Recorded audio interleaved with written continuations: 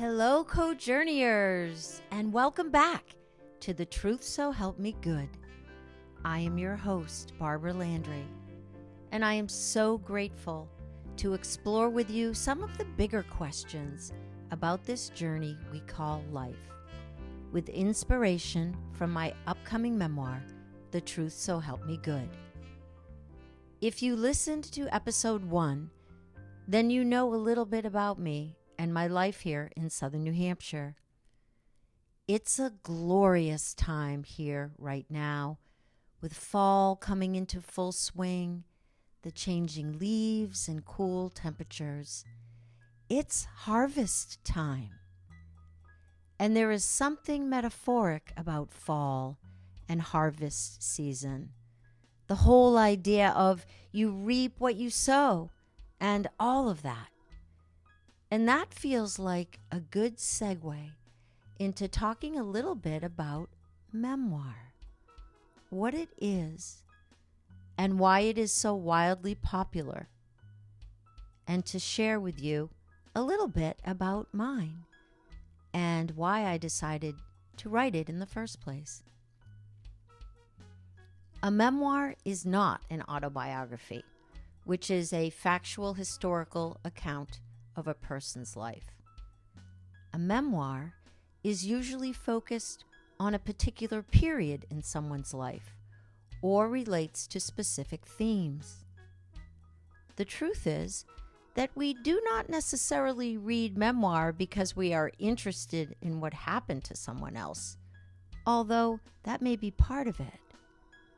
More likely, we are interested in someone else's story because of what it tells us about ourselves, because there is something in it for us, and that's okay.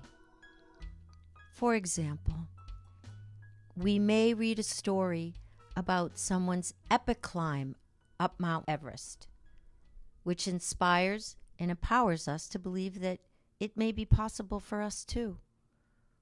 Or we may read a story about someone's brave recovery from an illness or other challenge that gives us hope that we too can overcome similar challenges and provides us with a roadmap on how to do so. We read memoir because there is something to learn about ourselves from the experience of others. And that leads to the question of why write a memoir to begin with? There is certainly more than one answer to that question. The writing class that I joined over 4 years ago was entitled Memoir as Spiritual Practice. So what does that mean? Well, what that means is the exercise of writing itself has value, whether it is ever published or not. What that means is when we go back and connect the dots of our life experiences and actually get them on the page, it can help us find meaning. It can help us gain insight and understanding about situations that at the time may have seemed to have had little or no value, that at the time may have actually been harmful, but when reflected upon and viewed in retrospect, can be transformed into wisdom, can be transformed into something that teaches us about ourselves and our lives. There is a Buddhist mantra that relates to this phenomenon. Om Mani Padme Hung, which means the jewel in the heart of the lotus. Have you seen the lotus flower floating on the surface of the water? It is beautiful, elegant, and wide open to the world around it. Have you ever considered what is below the surface of the water? What you will find is muck. The lotus grows in shallow waters with squishy, muddy bottoms. here is where the jewel comes in. The lotus grows out of this muck, not in spite of it, but because of it. This is important because without the muck, we would not have the experience of the beautiful lotus. We could even say that part of the beauty of the lotus is the muck itself.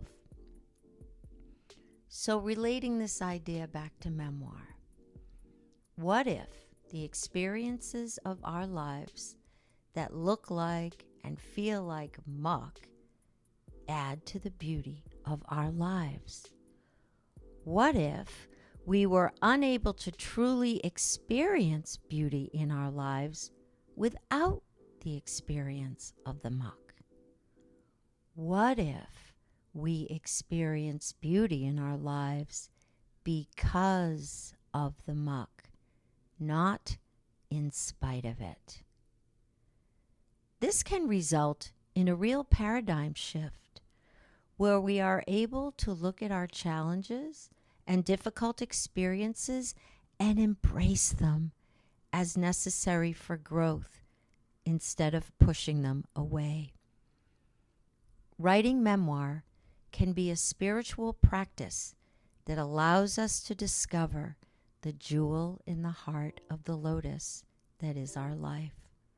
It allows us to mine the gold of our life experiences from which we can learn, grow, and heal. So let me tell you a little bit about my memoir. Spoiler alert. It is in part about childhood trauma. The challenges were real and disturbing and were difficult to write about.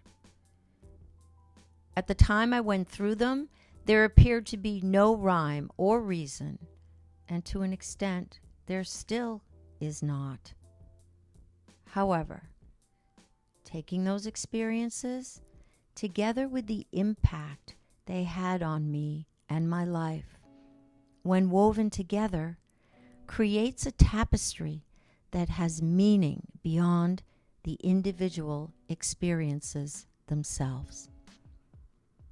Let me give you an example.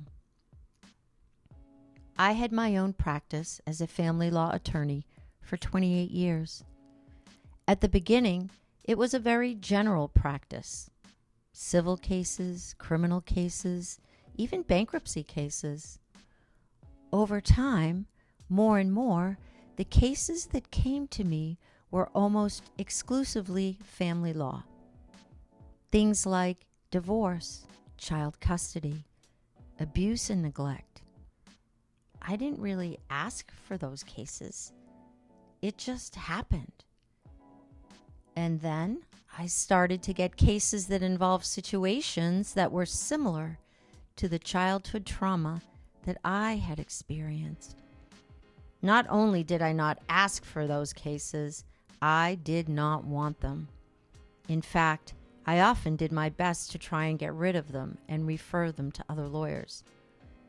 Despite my efforts, I was unable to hand them off, and ultimately I realized, albeit with resistance, that I was meant to do them. It was scary and even painful.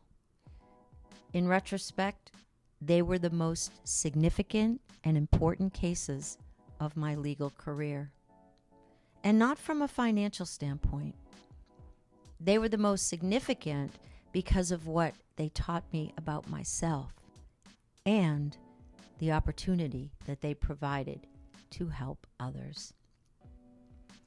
I had a real aha moment about all of this one evening late in my career while standing at the kitchen sink.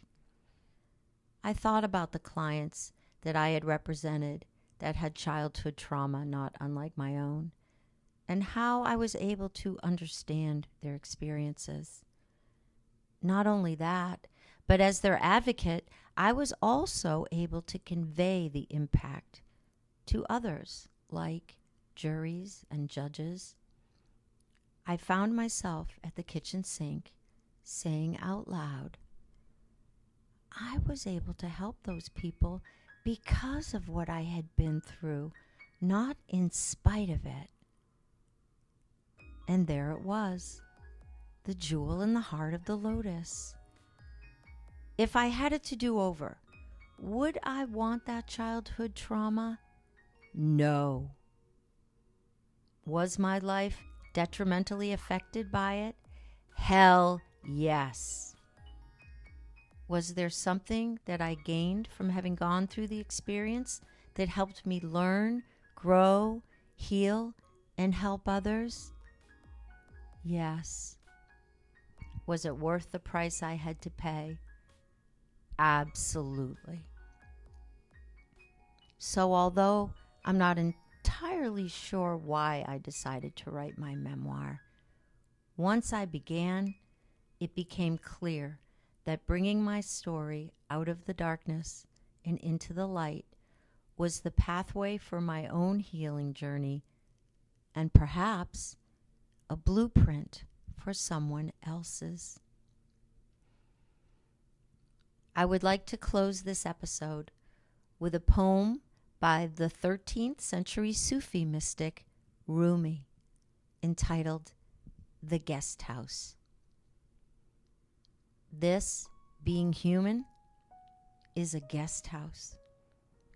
Every morning, a new arrival, a joy, a depression, a meanness. Some momentary awareness comes as an unexpected visitor. Welcome and entertain them all. Even if they're a crowd of sorrows who violently sweep your house empty of its furniture, still treat each guest honorably. He may be clearing you out for some new delight. The dark thought, the shame, the malice, meet them at the door laughing and invite them in. Be grateful for whoever comes because each has been sent as a guide from beyond.